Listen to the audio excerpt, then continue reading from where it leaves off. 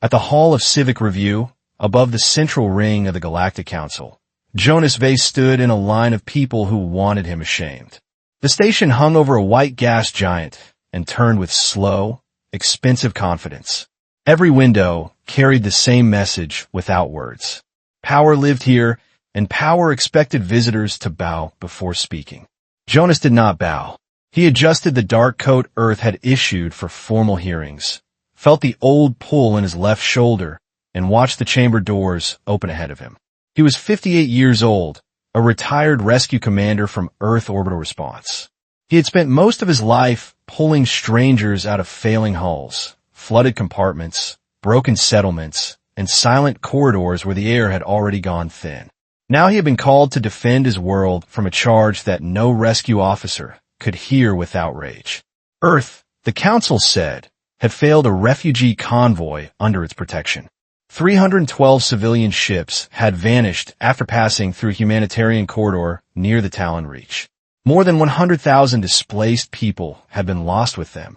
The accusation had spread across half the settled systems before Earth even received the full case file. By the time Jonas reached the station, the story had already hardened. Humans had taken responsibility for the convoy. Humans had lost the convoy. Humans were now pretending not to know where the dead had gone. Jonas knew the pattern. Systems loved a simple lie when the truth was expensive. A junior protocol officer raised a hand toward him. "Delegate Vey, you will enter on the third bell." "I heard the first two. Your remarks are limited unless the chair grants extension. Then I will try to sound worth the trouble." The officer did not smile.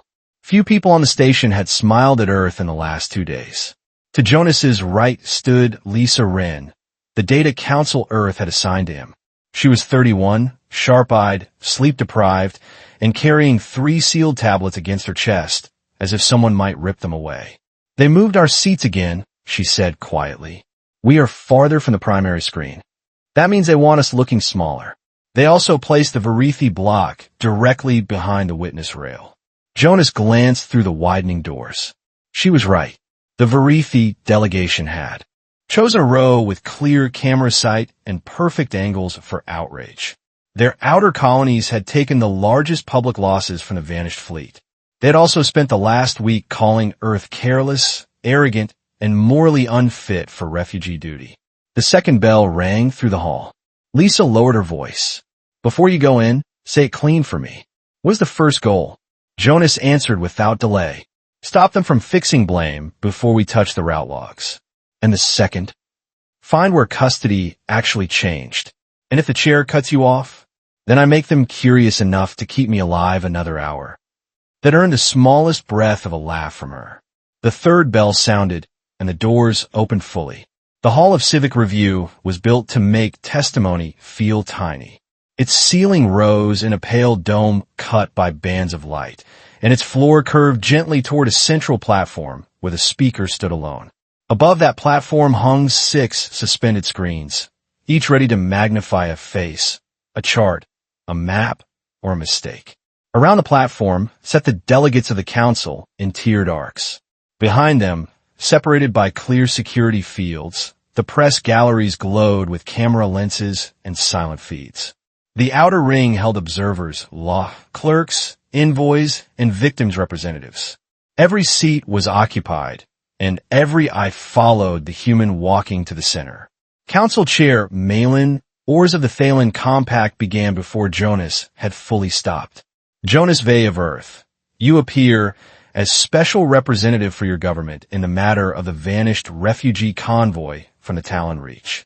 Edo, you acknowledge Earth's assigned protective role for the opening segment of convoy transit.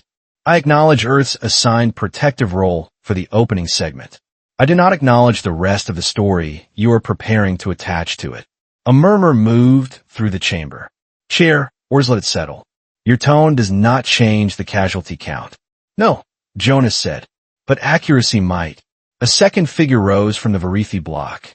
Counselor Eisensar, lean and silver-scaled, spoke with controlled grief sharpened by performance. The convoy carried civilians from 9 shattered settlements. Children, medical dependents, and unarmed family groups were among them. Earth supervised the corridor handoff. Hours later, the convoy disappeared. He turned toward the chamber, not toward Jonas. He wanted the room, not the answer.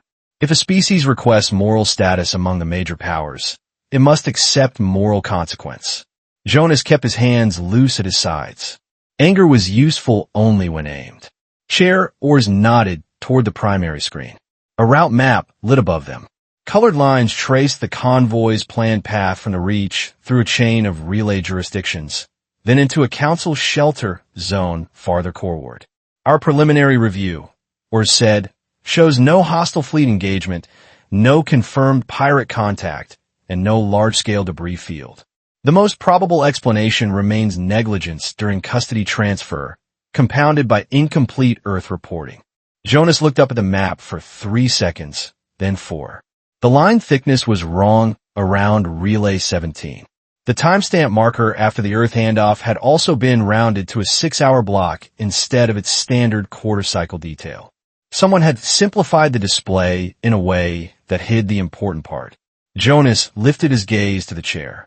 Before this chamber spends the next day blaming my world, I request a hold on adverse finding. That stirred the room more than any denial would have. Chair Oars leaned forward. On what basis? On the basis that the route you are showing is not the route I expected to see. Either your presentation is incomplete, or someone has touched the custody chain after Earth released it. Counselor Sar made a contemptuous sound. A desperate opening. Jonas did not look at him. No, a professional one. I spent 32 years learning the difference between a missing vessel and a manipulated trail. Chair Oars held out one hand. State your concern precisely. The time block after handoff is compressed. Relay 17 is displayed without local divergence data. If that omission is cosmetic, say so. If it is not cosmetic, then this chamber is not looking at an honest route sequence. The room went still in the way only bureaucratic rooms could. Not silence from awe. Silence from people wondering whether a detail mattered more than they wanted it to. One of the law clerks moved toward the chair and passed a note strip up the dais. Chair Oars read it, then looked back at Jonas. The displayed sequence was prepared from the integrated review packet. Prepared by whom? Jonas asked. That is not yet relevant. It becomes relevant when the prepared version decides who. Gets buried. Counselor Sar rose again. The human seeks delay. Jonas finally turned toward him. If I wanted delay, I would give you speeches. I am asking for raw relay data. That line moved through the hall in a different way. Less outrage, more attention. Lisa, seated behind the low Earth table, kept her eyes on the tablets and sent a note burst to Jonas's wrist display. He did not read it yet. Chair Oars consulted 2 delegates on either side, then faced him again. Earth will have a limited review period. 6 standard hours before this hearing resumes. The Varithi block erupted at once. Sar demanded protest, and others joined him. The press galleries brightened as feeds tagged the exchange live. Jonas spoke before the chair could withdraw the grant. I will accept 6 hours on one condition. The chair's expression cooled. You are not negotiating from strength. No, Jonas said. I am negotiating from urgency. Put a council monitor on every step I take. If Earth is wrong, I want no argument later about what we touched.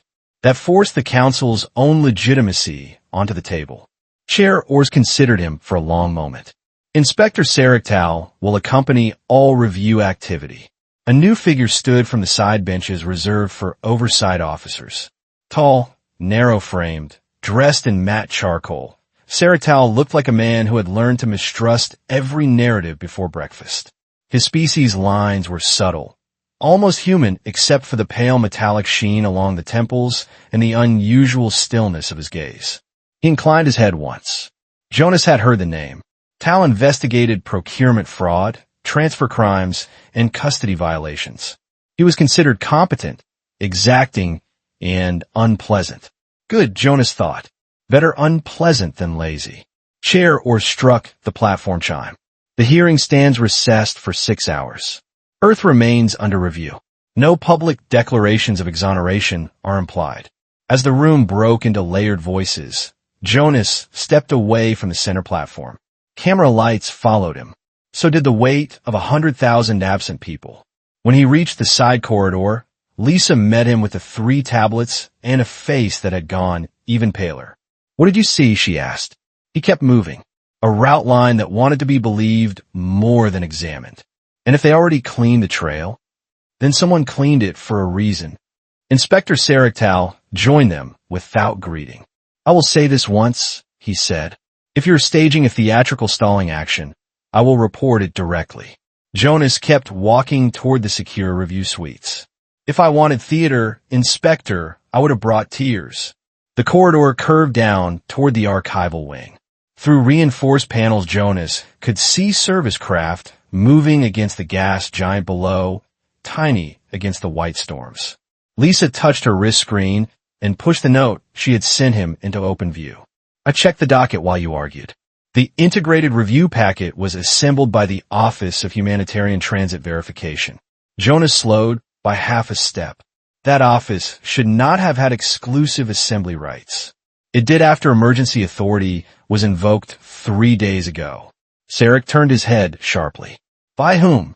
Lisa swallowed. "By Relief Coordinator Nerolvas. He signed under casualty urgency." Jonas stopped outside the review suite door. He knew that name. Everyone involved in convoy work knew it. Nerolvas ran the Interstellar Relief Lattice, the largest civilian aid network operating between council jurisdictions.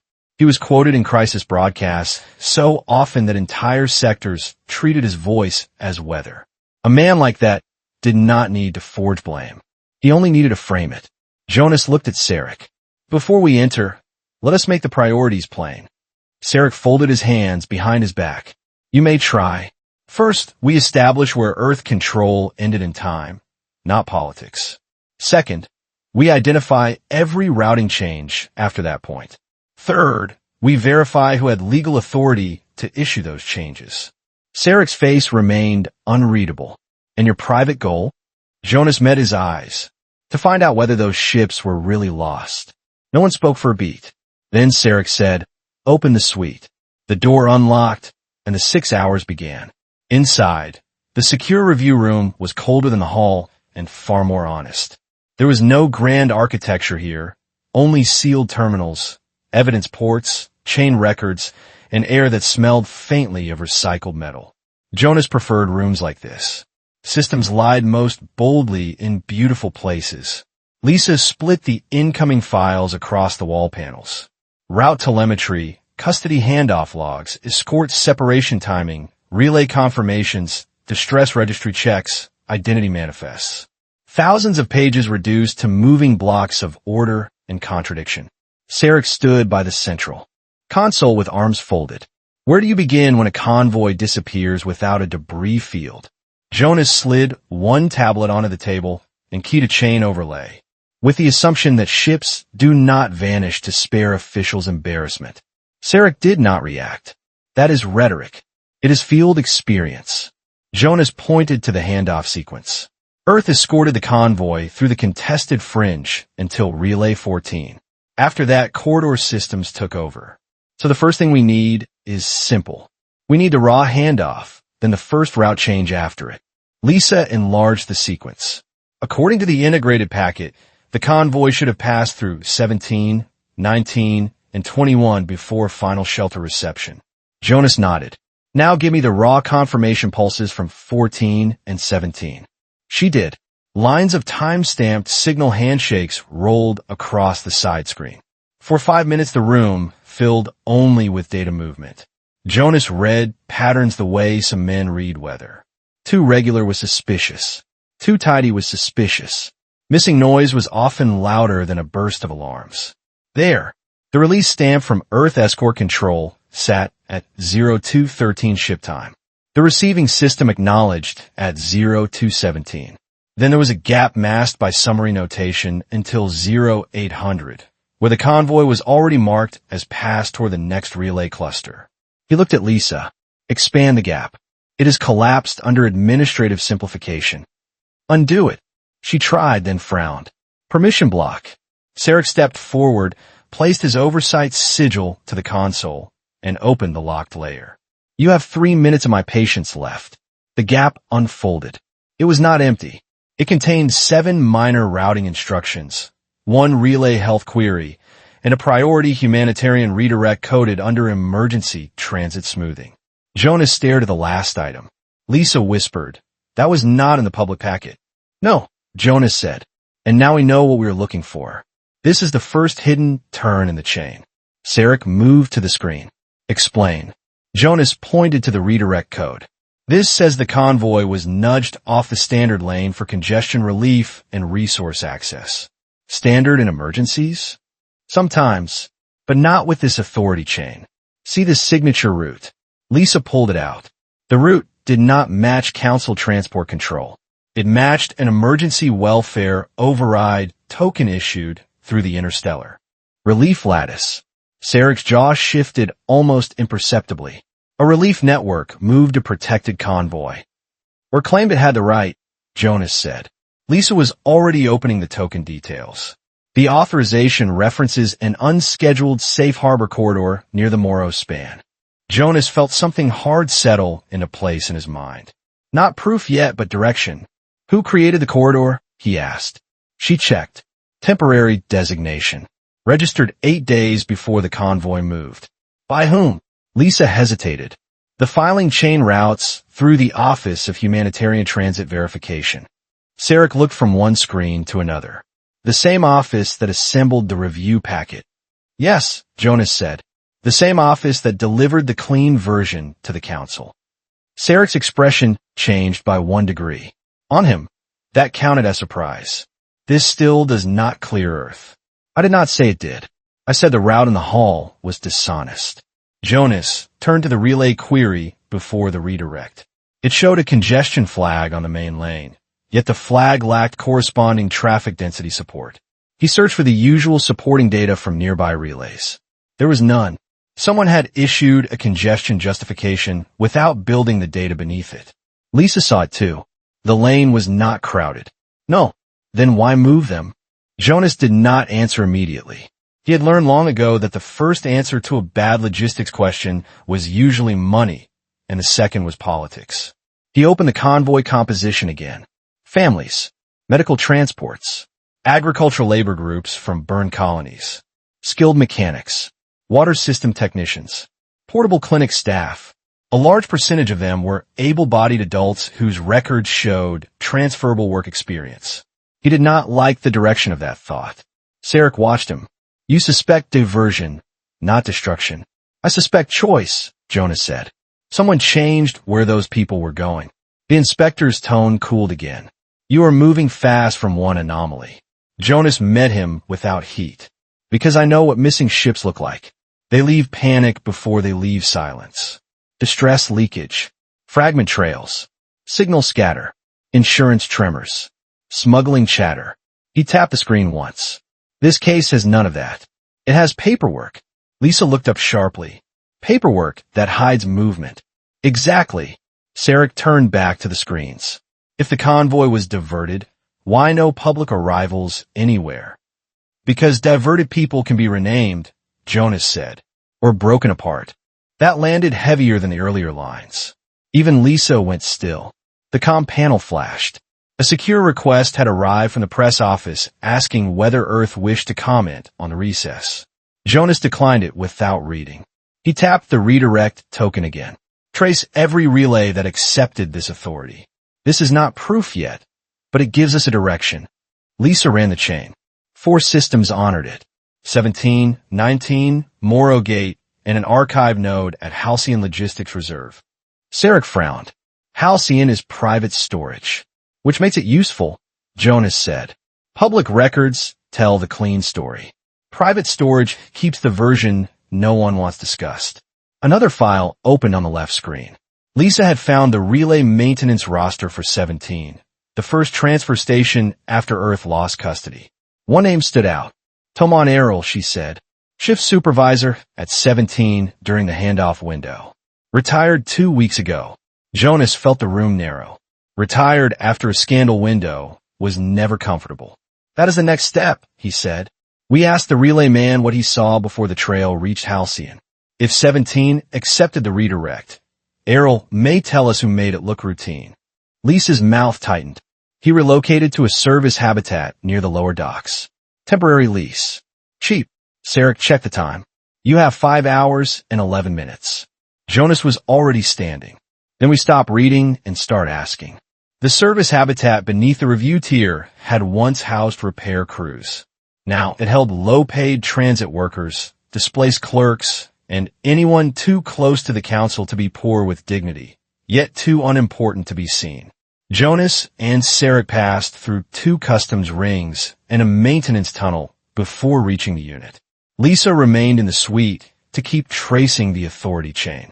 The door to Toman Errol's room was half-sealed and slow to answer.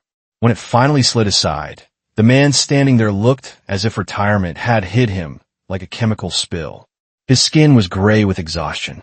One hand shook. His eyes darted from the inspector's insignia to Jonas's face and then past them toward the corridor. I have already given my statement, Errol said. Jonas did not move closer.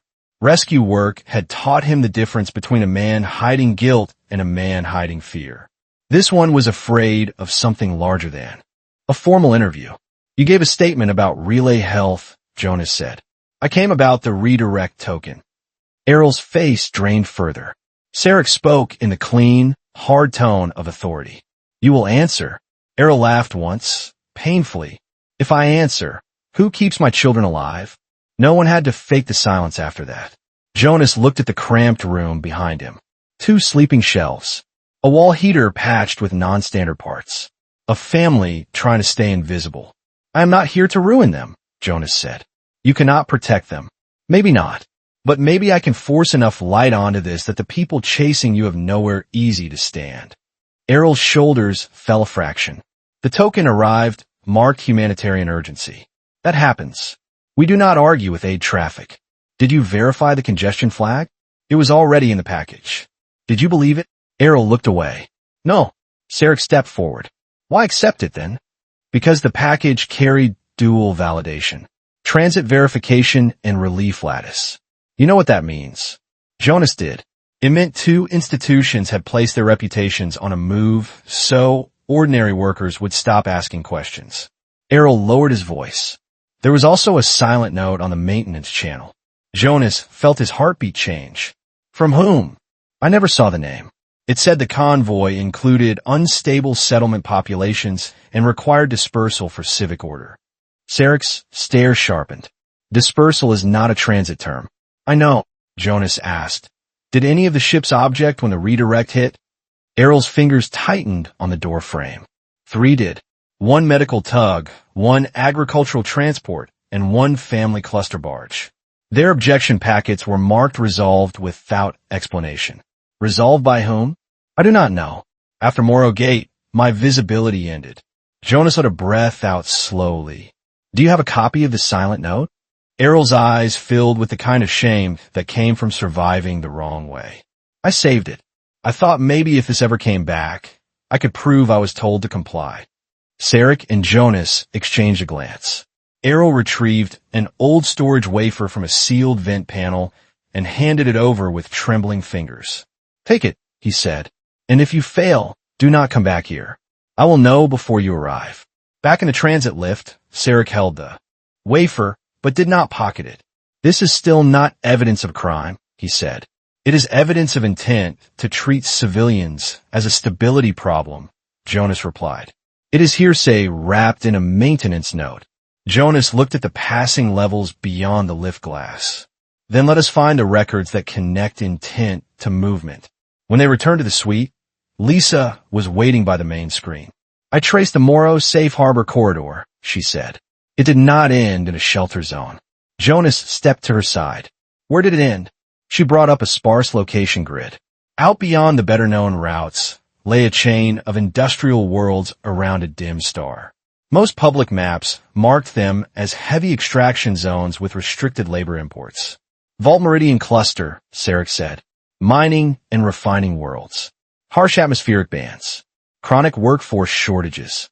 Lisa enlarged the registry notes. The Safe Harbor corridor fed through a private distribution hub called Kilo's Exchange. Jonas knew the type. Not illegal on paper. Not clean in practice.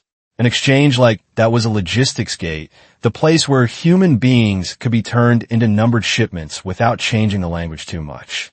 Who owns Kilos? He asked. Lisa opened the ownership lattice. 3 shell groups. 2 resolve to Varithi frontier firms. The third resolved to a charitable transport arm associated with the interstellar relief lattice. No one said anything for several seconds. The pattern was visible now, but not yet court solid. They had a direction, not a verdict. A convoy of refugees had been routed under humanitarian authority into a labor-starved cluster through mixed civic and private channels. That alone was monstrous. It was also the kind of monstrosity that hid behind procedure until someone translated it into simple language. Jonas checked the time. 4 hours left. He thought of the chamber above them, where entire governments waited for him to sound confused. Instead, he turned to Sarek. We need archive access at Halcyon Logistics Reserve. If Kilos is the exchange point, Halcyon may hold the buried version of the transfer. Sarek's gaze hardened. That facility is private, so is every locked box that matters. It will require emergency oversight pretext. Jonas said, then write one. For the first time since the recess began, Sarek seemed to weigh the possibility that the human before him was not improvising. A defense, but uncovering a design. You are asking me to risk procedural contamination, he said. No, Jonas answered. I'm asking you to decide whether your procedure exists to find truth or to delay it until the victims no longer matter. Sarek looked at him for a long time, then activated his warrant channel. Halcyon access request. Priority custody irregularity review. Lisa whispered, almost to herself, if they deny it, we lose the window. The request bar pulsed once, twice, 3 times. Approved. Jonas took his coat from the chair. Good. Now let us see what the clean version of the record was built to hide.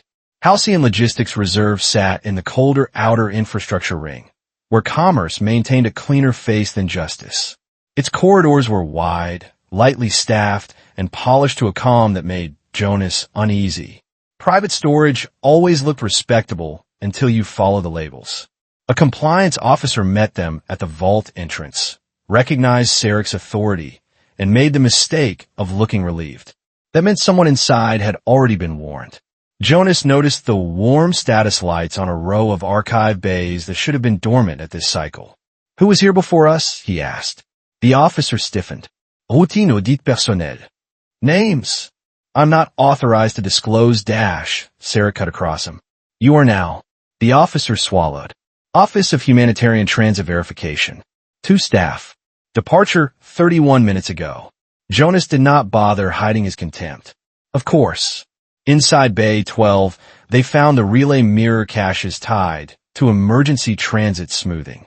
Much had already been scrubbed. That was obvious from the missing integrity shadows. Clean data left the same smell everywhere.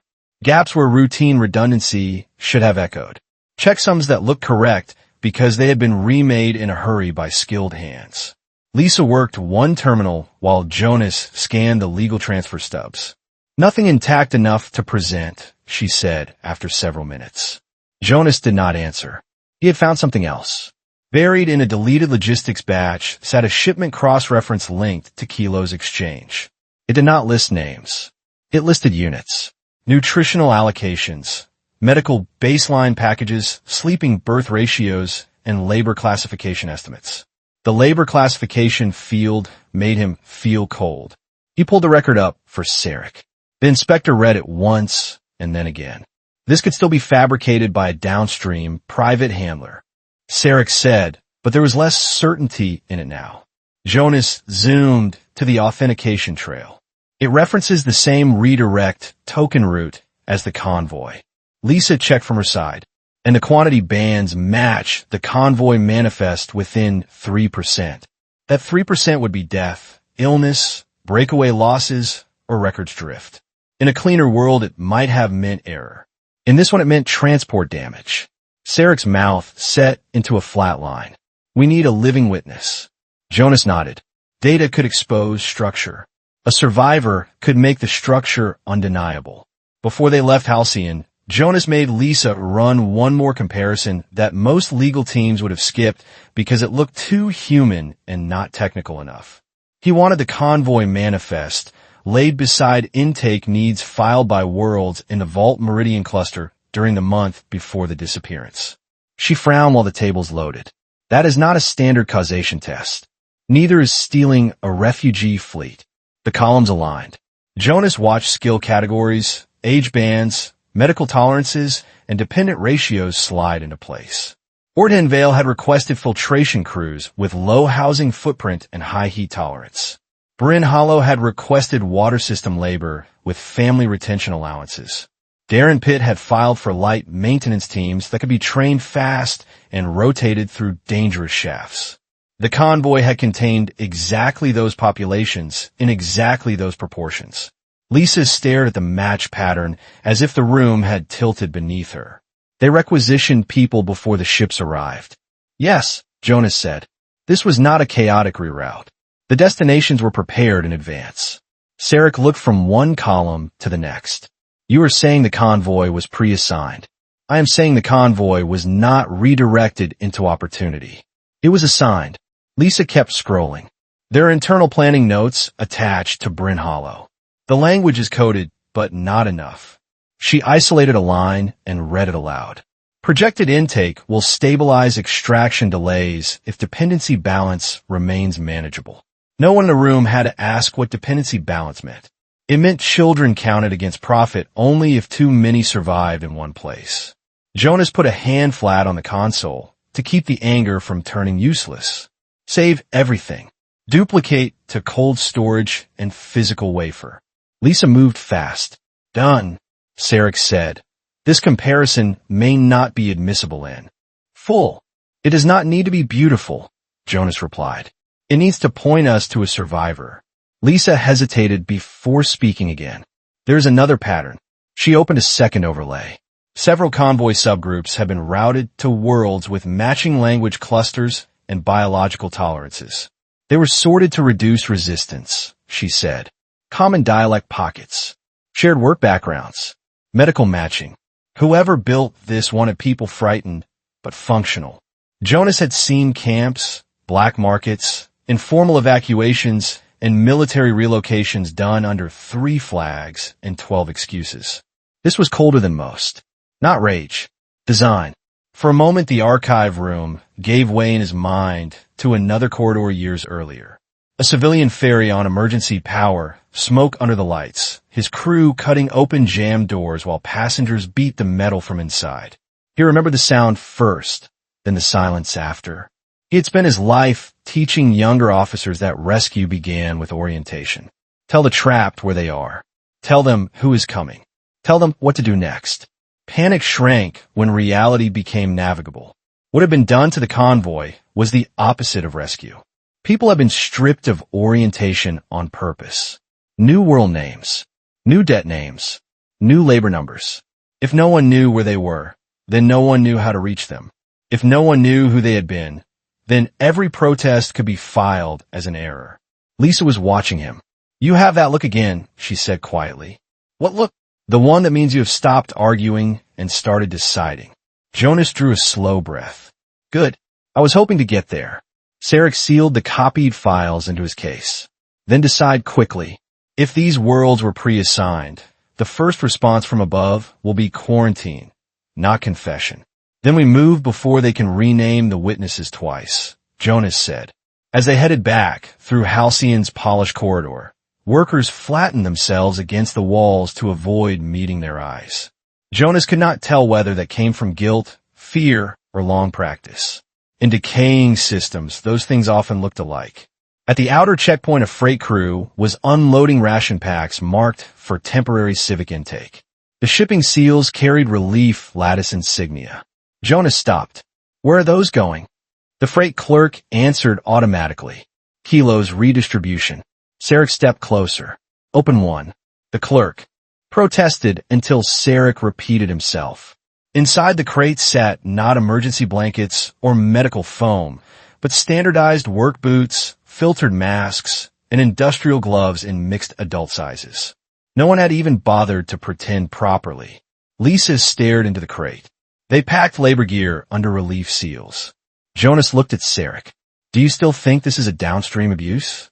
Sarek's eyes hardened like drawn wire. No.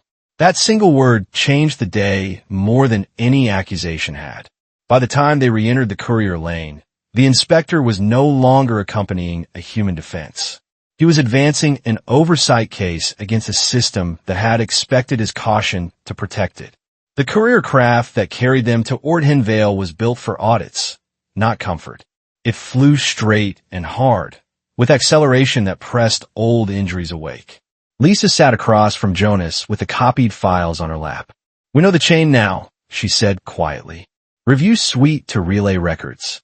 Relay records to Tomon Errol. Errol to the hidden redirect. Redirect to Halcyon. Halcyon to Kilos. Kilos to the Vault Meridian worlds. Jonas nodded. Yes. Each step gave us the next one.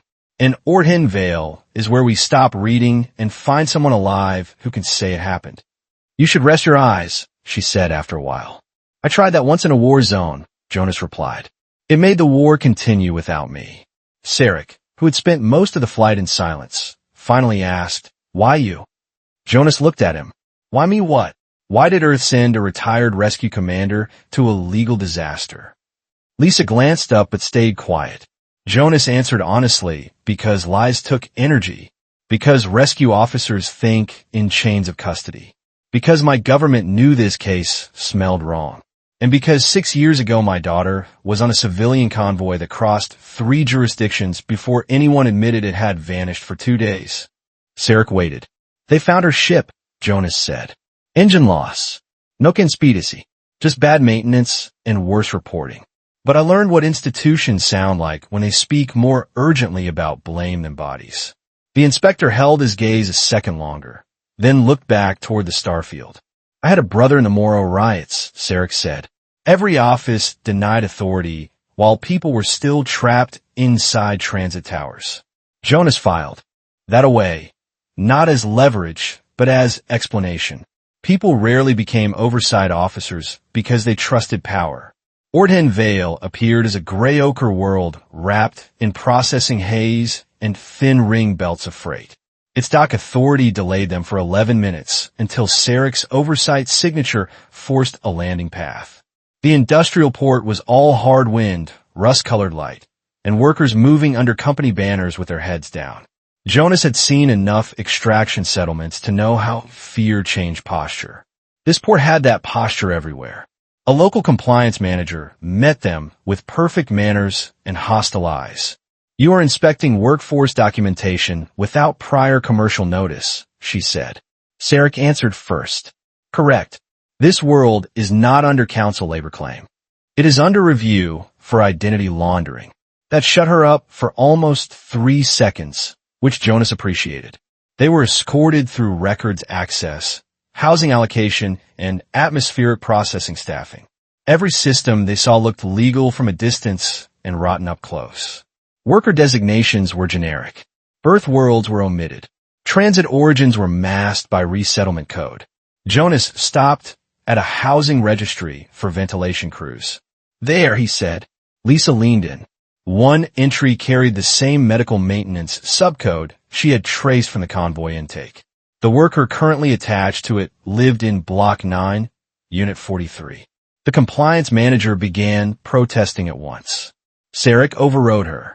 Block 9 stood near the processing towers where the air stung with mineral Washington. Security cameras tracked them openly. Jonas felt the settlement noticing outsiders, then pretending not to. At Unit 43, the door opened after the second knock. A woman stood there with one arm wrapped in filter cloth and the other still wet from maintenance work. She looked at Sarek's insignia, then at Jonas's human face, and froze. Jonas recognized the expression before she spoke. It was the terrible shape of hope after too much time without permission to feel it. My name is Jonas Vey, he said gently. I am here from Earth. Her lips parted. Earth? Yes. For a moment, he thought she might collapse. Instead, she stepped back and let them in. The room contained 2 cots, a heater, a water ration shelf, and 3 children trying very hard to be silent. On the wall, Hidden behind a utility curtain, someone had pinned a torn transit tag. Jonas did not need to see the whole tag. He recognized the convoy prefix. The woman gave her assigned world name first because fear had trained it into her. Then, after Jonas waited, she gave the name from before. Mira Solon, she whispered. From Pelago Refuge Block 6. We were told we were being transferred to shelter. Jonas kept his voice steady. How many from your ship arrived here? Not all. Some are moved before docking. Some are separated at Kilos. We were processed again and told our old records were invalid because the convoy had suffered classification collapse. Lisa was recording with legal confirmation. Sarek stood still enough to look carved. Jonas asked the simple question first. Did anyone tell you Earth abandoned you? Mira gave a bitter, tired laugh. They said Earth lost us. Then they said no one would claim us because no one could prove who we were. That was the line. That was the machine. Not killed. Not saved. Redefined. Jonas asked, can you identify the transfer personnel? Some. Not all. The ones at Kilos wore relief flat as seals. The intake officials here had Verithi trademarks on their sleeves. They told us we owed transport debt. The oldest child stared at Jonas with red-rimmed eyes. Are we going home? Jonas did not lie to children in damaged rooms. You're going to have your names back first, he said. Then we fight for the rest. Mira lifted the torn transit tag from behind the curtain and handed it to him with shaking fingers. I kept this because I thought if I forgot the route, then I would become the person they wrote. Jonas accepted it as carefully as if it were glass. By the time they left Block 9, the port seemed sharper around the edges. Someone knew why they had come. Lisa checked the clock. We have enough for the hearing if we can reach it. Sarek's comm panel flashed twice with high-level priority calls he did not answer. The compliance manager had vanished. Jonas did not like that. He said it aloud. We found the witness. Now, they'll try to stop the witness from reaching the hall. They were halfway back to the courier when the first shutdown hit. Dock lights dimmed. Security shutters began dropping across the access lanes. A port advisory voice announced an environmental hazard in a tone too calm to be real. Lisa stared at the overhead indicators. That is a containment lock. Sarek's hand went to his sidearm, though he had no clear target. The local authority is trying to hold us. For how long? Jonas asked. Long enough for someone above us to decide what disappears next. The wind across the port shifted, carrying the taste of hot metal. Workers were already vanishing into side corridors. No one wanted to be seen near whatever happened here. Jonas took Myra's transit tag, the copied labor records, and Errol's maintenance wafer and split them between his coat and Sarek's document case. If they grab one package, the other survives, he said. Lisa shook her head. Do not talk like we are already broken apart. I'm talking like a rescue officer. Sarek checked the blocked route to the courier. 2 service ways remain open. One leads under the processing decks. The other goes through intake control, which gets us to signal uplink fastest. Jonas asked, Intake control. Then we go there. The intake building was closer, but more exposed. They crossed the gantry while alarms shifted from false environmental warnings to security restriction notices. Jonas could feel eyes on them from windows, cameras, and corners. Inside intake control, a skeleton staff pretended nothing abnormal was happening. Sarek put his oversight seal directly against the uplink terminal and demanded emergency witness transmission to the Hall of Civic Review. Denied. He tried again under chain preservation law. Pending. Jonas leaned toward the nearest clerk, who issued the port lock. The clerk looked at the floor. Regional Commercial Safety. Name. No answer.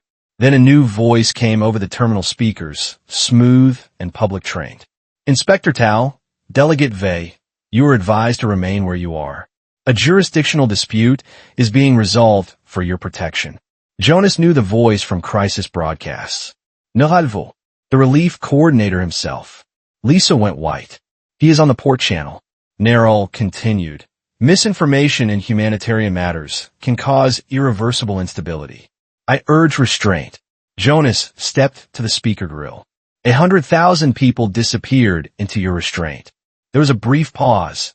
Then Neryl's voice returned, softer. Delegate Vey, grief can distort pattern recognition.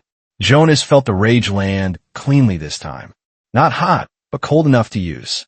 You routed families into labor worlds and called it stability. An allegation. A chain.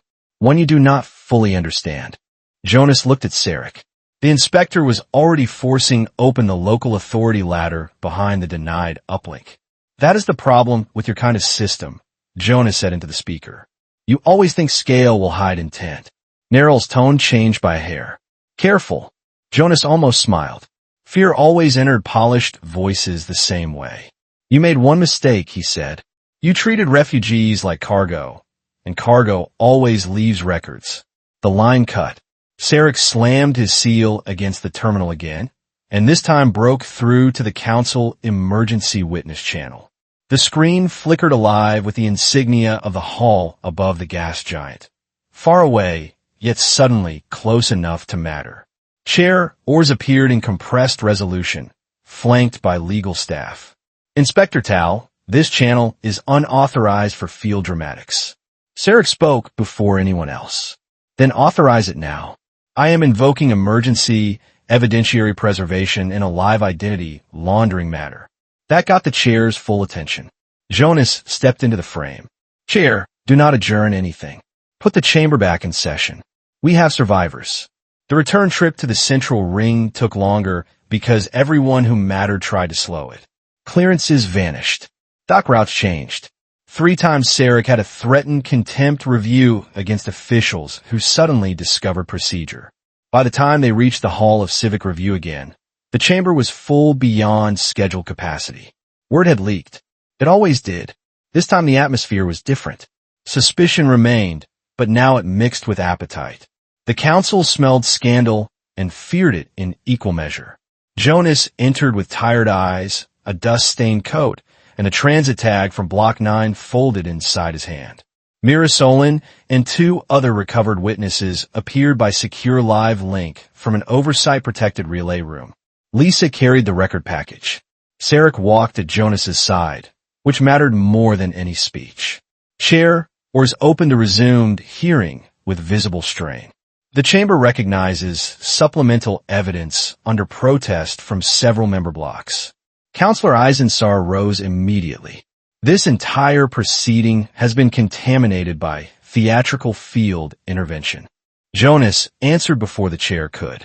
Then you should welcome clarity. Theater dies when records arrive. Sar's scales darkened. Earth seeks to distract from its failed duty. Jonas faced the room, not Sar. He wanted the wide arc, the delegates, the cameras, the observers who would repeat. What came next in simpler rooms across the settled systems? The first duty in any transit chain, he said, is to state where control begins and where it ends. So I will do that in order. He signaled Lisa. The primary screen lit with the convoy route, this time raw and ugly, not softened by administrative design. Earth escort control ended at 0213 ship time at Relay 14, Jonas said. The convoy was accepted by corridor systems at 0217. After that, 7 hidden instructions were collapsed from the public review packet. One of those instructions issued a humanitarian redirect under emergency smoothing authority. Another screen showed the token chain. That authority did not come from standard transport control. It came through the Office of Humanitarian Transit Verification using relief override credentials linked to the interstellar relief lattice. Murmurs spread. Chair, oars tried once to restore order, and then stopped. Order would not help now. Jonas continued with the patience of a man setting bones. The false turn began there. From the review suite, we traced it through relay records. From relay records, we found the 17th supervisor, Toman Errol. From Errol's saved note, we confirmed the language of dispersal. From that redirect chain, we reached Halcyon Logistics Reserve. From Halcyon, we found the Kilos exchange link. From Kilos, we reached the labor worlds in the Vault Meridian cluster. That is how we got here. Not by theory, by chain. The room listened differently after that. He had given a movement, not just accusation. The congestion claim used to justify the redirect was unsupported. There was no traffic body beneath it. 3 ships objected to the reroute. Their objections were marked resolve without explanation. The convoy then passed through Morro Gate into a private distribution chain ending at Kilo's Exchange, which served labor-starved industrial worlds in the Vault Meridian cluster. Counselor Sarr cut in. Speculation built on partial private records. No, Jonas said. Classification built on matching records. Lisa pushed forward the Halcyon logistics batch. Labor categories filled the air above the chamber. Family-dependent groups, mechanical skill groups, water systems groups, flexible extraction groups.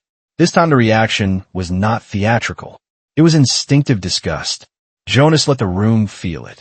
Those categories matched the vanished convoy within normal transport drift. Not dead. Sorted. Sarr began speaking over him. Chair Ors silenced him with a platform. Chime. Jonas held up the torn transit tag from Myra's wall. This belonged to one of the people your system declared lost. The live witness feed opened. Mira appeared first, thin and exhausted but steady. Beside her sat an older man from Medical Tug and a young agricultural mechanic whose registry had been replaced by labor debt code. Jonas asked no dramatic question. He asked a clear one. Mira Solon, when you boarded the convoy, what were you told? That we were going to council shelter. And what happened after Kilo's exchange? They said our records had collapsed. They said we could not prove our names. They gave us work assignments and transport debt. The Medical Tug witness spoke next. They separated the sick first. They said it was for intake efficiency. The young mechanic said, if anyone resisted, they were told no one would believe them because the convoy had been listed missing. That was the second line that mattered. Jonas could hear the whole machine inside it. He turned back to the chamber. That is what this case is. Not a clerical failure. Not a transit mistake. A system that turned refugees into disguised forced labor. First the route changed. Then the names changed. Then the debts appeared. Paperwork was used to make the theft look legal. Neril Voss appeared by summons on a side screen, immaculate despite the emergency call. His voice arrived calm, almost sorrowful. The interstellar relief lattice operates across unstable jurisdictions. Errors happen at scale. That does not justify slandering humanitarian institutions. Jonas looked at him the way he would have looked at a damaged reactor about to lie. Errors do happen at scale. But errors do not create labor categories before people arrive. Errors do not attach dual validation to false congestion. Errors do not issue silent notes calling refugees unstable populations requiring dispersal. He held up Errol's saved maintenance note. Lisa placed its authentication trail beside it. The room cracked open another degree. Neryl's composure thinned. A maintenance scrap from a frightened employee proves nothing. Jonas nodded. Alone, no. Combined with the redirect token, the Halcyon archive, the witness accounts, and the worker registry chain, it proves design. Chair Ors asked the question the whole chamber now needed answered. To what end? Jonas faced her directly. To move vulnerable populations out of visible crisis zones and into invisible labor markets. 2. Reduce political pressure on frontier states. To feed extraction worlds that could not recruit lawfully at needed scale. To let every institution involved claim it was solving disorder. He did not raise his voice. He did not need to. The refugees were never your priority. Their silence was. A delegate from a Meridi compact stood. This chamber must suspend and review dash. Jonas cut across with the only interruption he had allowed himself all day. No. Heads turned. He stepped one pace forward. You do not suspend this into a room where it can be softened. Not again. You will hear the names. Lisa had prepared the file exactly as he asked. Not as law preferred. Not category first. Name first. The screens changed. One by one. The recovered identities from the first linked batches appeared above the chamber. Original names. Convoy ship assignments. Reassigned labor numbers. Current industrial placements. Mira Solon. Pavidiran. Sayoket. Alma. Ehial. Jetting Vali. Thomas Severin. Dozens first. Then hundreds in compressed count bands. Enough to prove the pattern without drowning the moment. Jonas read aloud the first 12 names, because names spoken in the open were harder to kill again. When he finished, There was no speech from the chamber for several seconds. Some of the observers had covered their mouths. Others stared at Nerol Voss as if seeing him for the first time. Sark tried one final line of defense. Even if abuse occurred downstream, Earth still bears responsibility for the original transfer. Jonas turned toward him, and now there was iron in the restraint. Earth bears responsibility for what it held. We released a convoy into a corridor presented as protected. Your allies and your contractors changed that corridor into a harvesting lane. If you want to discuss responsibility, let us do it in full. He signaled again. The ownership lattice of Kelos Exchange opened across the upper screens. Shell groups resolved to Varithi Frontier Holdings, to Meridian Extraction Partners, and to a charitable transport arm under the Relief Network. No one could claim coincidence now without insulting their own intelligence. Saraktal finally spoke, and because he had spoken so little, the chamber listened. I confirm under oversight seal that the evidence chain presented here was preserved across review and field retrieval. I further confirm that local authorities on Orthin Vale attempted to delay witness transmission after contact with high-priority channels. Linked to Relief Administration. That finished the bridge. The case was no longer Earth accusing. It was the Council's own inspector confirming obstruction. Chair Orz's face had lost its earlier control. She looked tired, older, and suddenly aware of what history would do to the next sentence. She struck the platform chime once. All pending adverse findings against Earth in the matter of negligent convoy loss are suspended effective immediately. The chamber erupted, but not in one direction. Some delegates demanded arrests.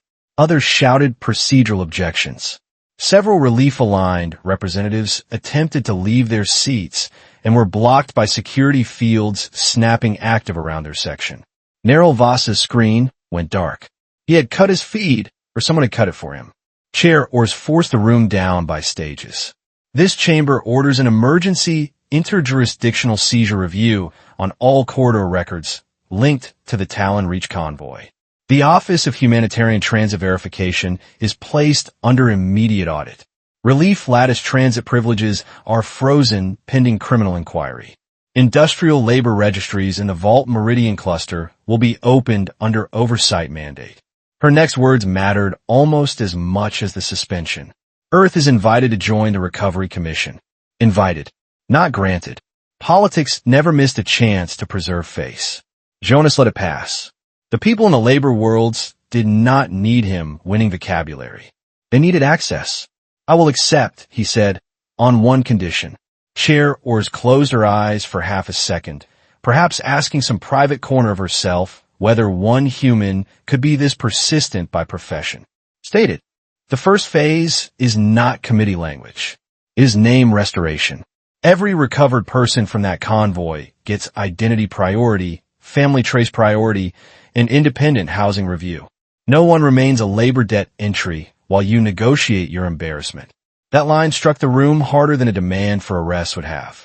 It made the victims immediate again. Sarek added, oversight supports the condition. Several blocks objected at once. Chair Orz ignored them. So ordered, she said. The room was already breaking apart into orders, protests, and damage control. That should have been enough. But Jonas knew one thing still had to be said plainly before the system buried the truth under softer language again. He asked for the floor one more time. When the chair reluctantly granted it, he spoke to the room as a rescue commander, not a diplomat. You all kept calling this a disappearance. That word protected you. Disappearance sounds like weather. Accident. Distance. Bad luck. He let his gaze move from bench to bench. This was not disappearance. It was conversion. Human beings and non-human families alike were converted from visible suffering into usable inventory. The paperwork did not hide the crime. The paperwork was the crime. No one interrupted.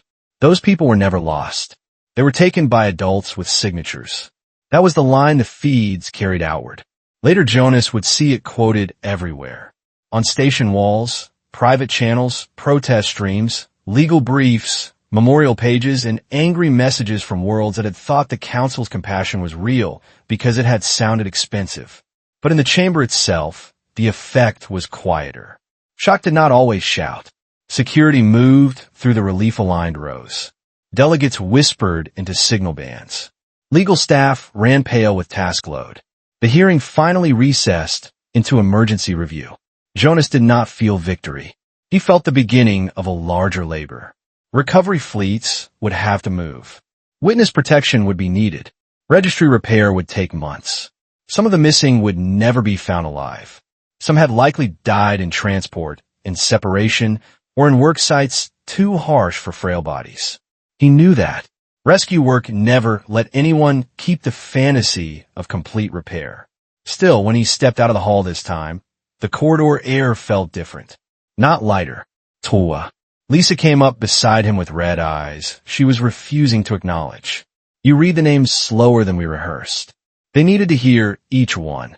You also broke half the chamber's appetite for procedural delay.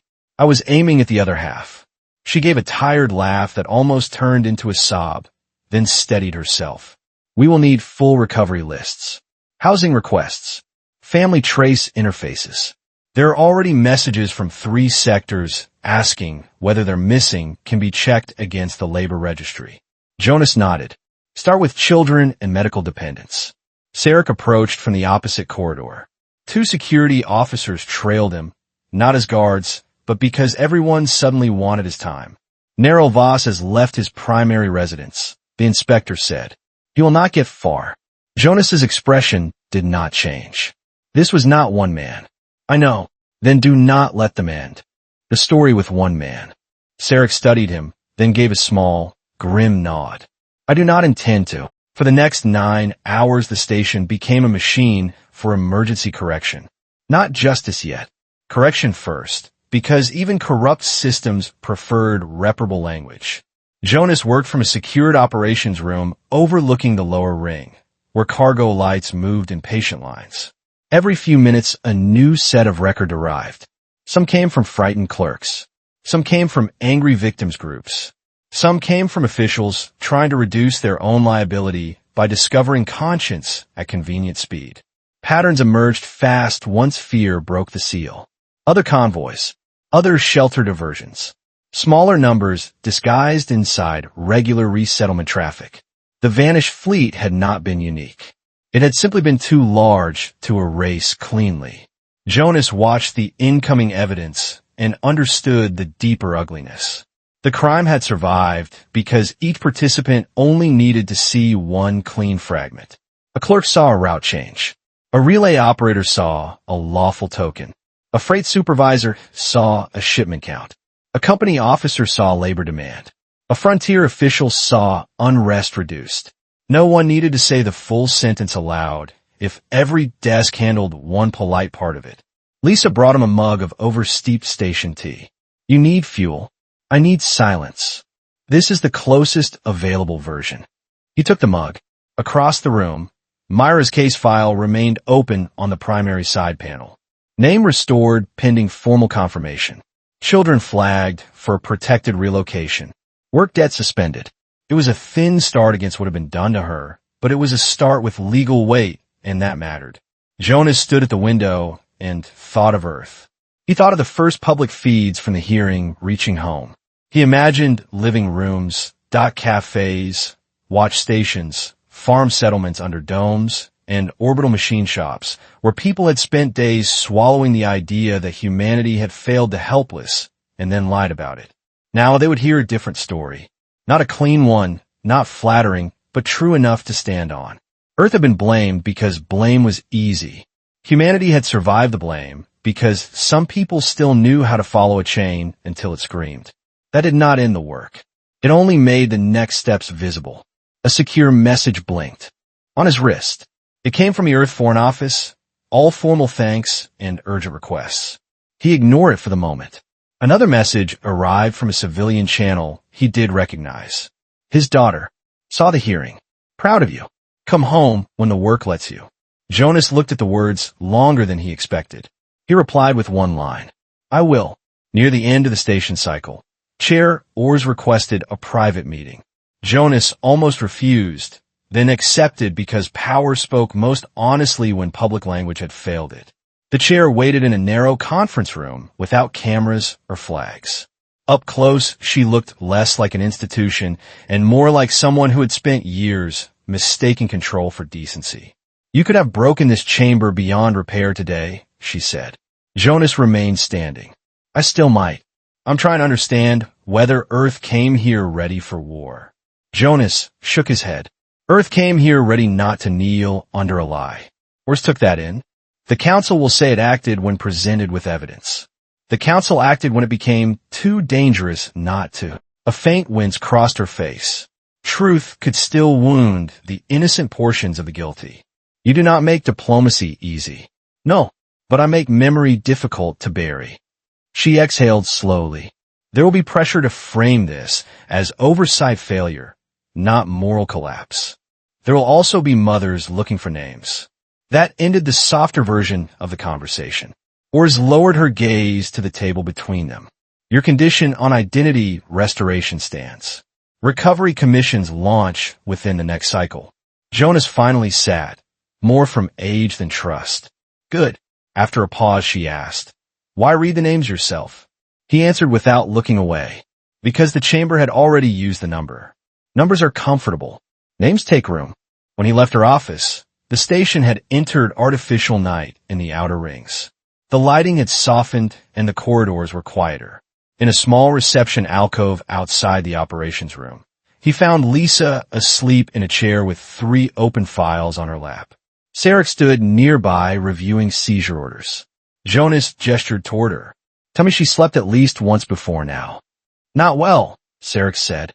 Jonas set the oversteeped tea on a side table. "What do the seizures show?" "Enough. More than enough, in fact." Kilo's exchange handled 3 prior populations under altered status, though none at this scale. Jonas closed his eyes briefly.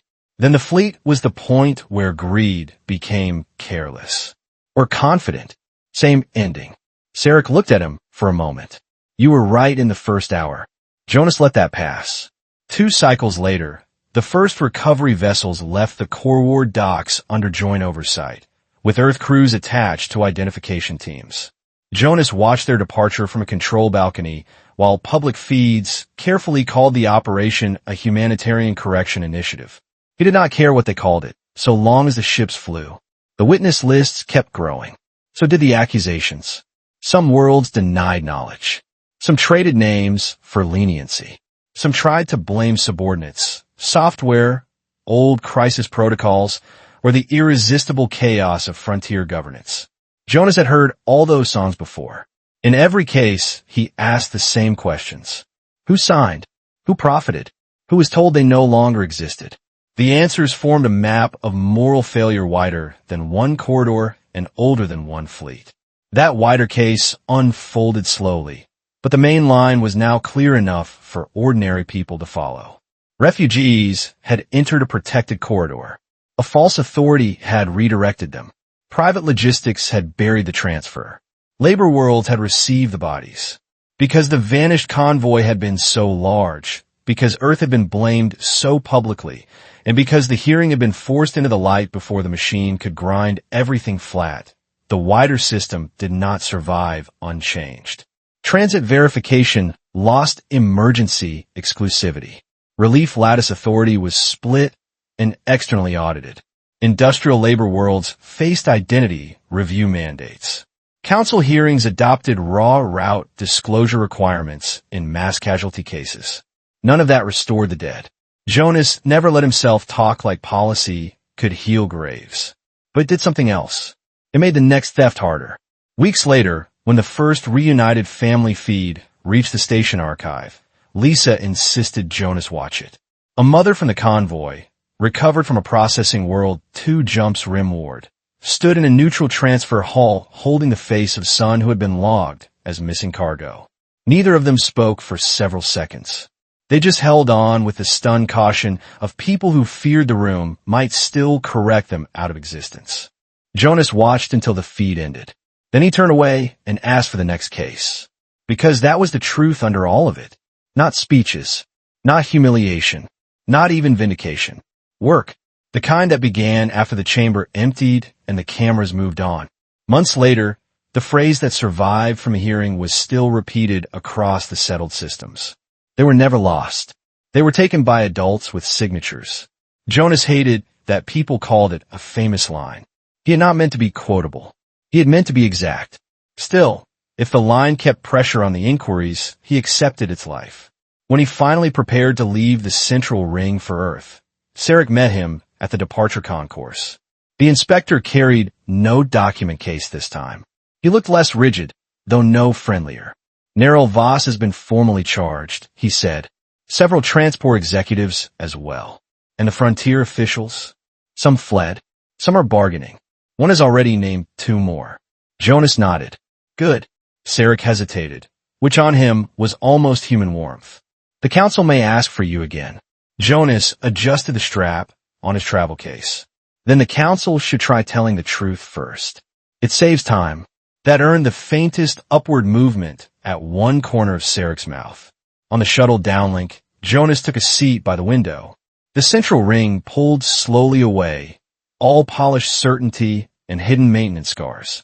Somewhere inside it, committees still argued over phrasing while recovery teams searched work sites, manifests, and dormitory blocks for the people who had been converted into numbers. He pressed 2 fingers against the transit tag from Myra's wall, now sealed in evidence copy and personal duplicate. He kept the duplicate with permission, not as a souvenir, as a warning. Below the station, the white gas giant rolled in silent weather. Ahead lay the transfer route toward Earth. Jonas did not imagine peace waiting there. Earth would have its own inquiries, its own guilt over trusting the corridor, its own debates about how close it had come to accepting a lie in order to survive politically. That was fine. Honest worlds could survive hard questions. What they could not survive was the habit of letting entire populations disappear into polite language. As the shuttle aligned for departure burn, the cabin lights dimmed. A child across the aisle asked, "His mother, are we going home now?" The mother answered softly, "We are going somewhere safe first." Jonas looked out at the turning station and thought of how many people had been denied even that modest promise. Then he thought of the recovery fleets already in transit, of names re-entering systems that had tried to erase them, of labor blocks opening under legal force, and of frightened clerks deciding confession was safer than silence. Humanity had walked into the council under blame and left with work large enough to last years. That was not simple triumph. It was better. It meant the lie had failed to finish its job. And somewhere across the routes, in ports, shelters, dock halls, transport berths, and bitter industrial worlds where people had been told that no one would ever come for them, the news was already moving faster than the officials who wanted to contain it. Earth had not forgotten. Humanity had not broken. The record was opening. For Jonas Vey, that was enough reason to keep going. In the end, the truth did not arrive with mercy. It arrived because someone refused to look away. The refugee fleet was never truly gone. It had been buried under signatures, paperwork, and the cold convenience of a system that thought the powerless could be erased. But Earth did not kneel, and humanity did not forget. Because sometimes the strongest thing a person can do is stand in the center of power, speak clearly, and force the whole galaxy to look at what it tried to hide. If this story stayed with you, if it made you feel something, or if it reminded you why humanity matters in science fiction, please like the video, share it with someone who loves powerful sci-fi stories, and subscribe to the channel for more journeys like this. There are more trials ahead, more worlds waiting, and more moments when humanity will be tested against the dark. So stay with me. The next story may be even bigger,